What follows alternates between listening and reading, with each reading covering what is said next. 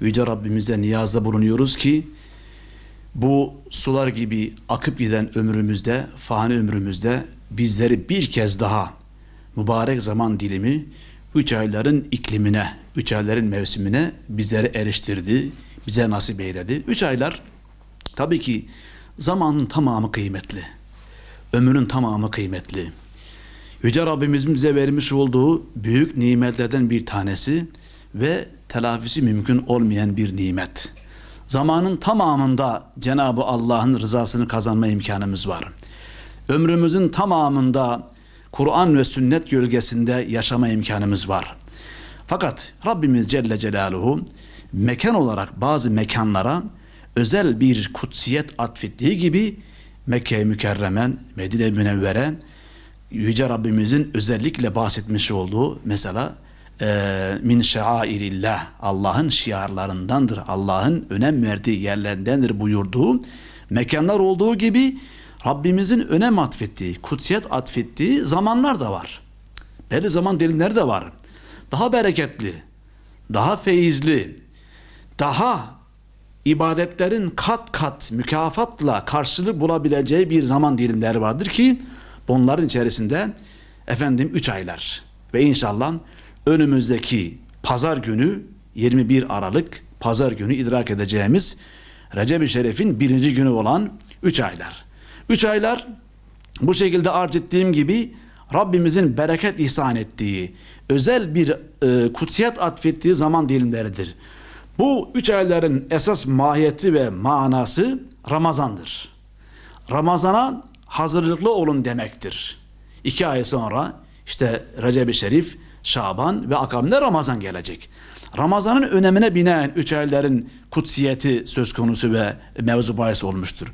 Onun için siz değerli kardeşlerimize, muhterem büyüklerimize bu konuda vereceğimiz, arz edeceğimiz mesaj bu zaman dilimlerini güzel değerlendirmek. Zaman dilimlerinin kadri kıymetini bilmek. Bu zaman diliminde Rabbimizin lütfu olduğunu bilerek ibadetlerin, namazın, zekatın, orucun, nafile orucun ve diğer ibadetlerin kat kat mükafat bulabileceği bu zaman dilimini kaçırmamak. Kendimizi biraz daha ibadetimize vermek. Allah'a karşı olan kulluk görevimizin kalitesini arttırmak.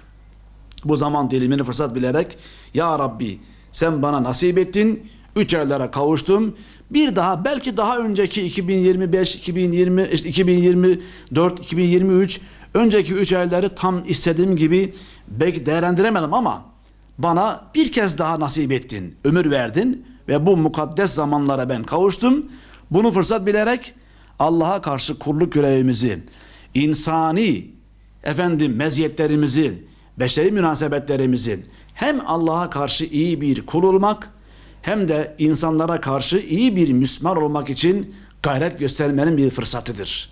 Bunu fırsat bilmek, bunu ganimet bilmek ve bir dahaki 3 aylara benim ömrüm yeter mi yetmez mi hesabını yaparak son derece değerini bilmek lazım. Ne yapmamız lazım peki? Kıymetli büyüklerimize arz edeceğimiz tabii ki imkanı olan, fırsatı olan, sağlık ve iş durumu müsait olanların mümkün mertebe tamamı olmasa bile en azından 3 gün peşinde, başlangıcında, 3 gün ortasında, 3 günde sonunda olmak üzere nafile oruç tutmanın bu manada son derece manalı olduğunu, onun haricinde bol bol tövbe istiğfar etmek. Yani bu 3 aylarda kendimizle alakalı, kendi yaşantımızla ilgili güzel kararlar almak, güzel kararlara imza atmak, güzel kararlara sebatta bulunmak ve eksiklerimizi telafi etme. Bunlara önem vermek. Varsa yaşantımızdan hem kulluğumuzdan hem de beşeri münasebetlerimizde hatalarımız varsa bunları yok etmek. Bunları bırakmak, tövbe istiğfar etmek. Cenab-ı Allah'a karşı hem de kullara karşı varsa yanlışlarımız bunları terk etmek, bunları azaltmak için 3 ayları önümüzdeki pazar itibariyle başlayacak olan 3 ayların bir fırsat bilmek en büyük görevdir. Önce kendimize ve 3 aylara yapabileceğimiz en büyük iyilik, en büyük güzellik budur. daha çok ibadete sarılmak, daha çok yanaşmak, daha çok iyiliğe doğru adım atmak, daha çok Allah'ın rızasını kazanmaya mesai harcamak, daha çok eksiklerimizi telafi etmek, daha çok tövbe etmek kendimize ve 3 aylara yapacağımız en büyük iyiliktir. Şimdiden Rabbimiz Celle Celaluhu idrak edeceğimiz 3 ayların hem bizim için, kendimiz için, aile efradımız için, alem-i İslam için, bütün insanlık ailesi için hayırlara, bereketlere vesile eylesin.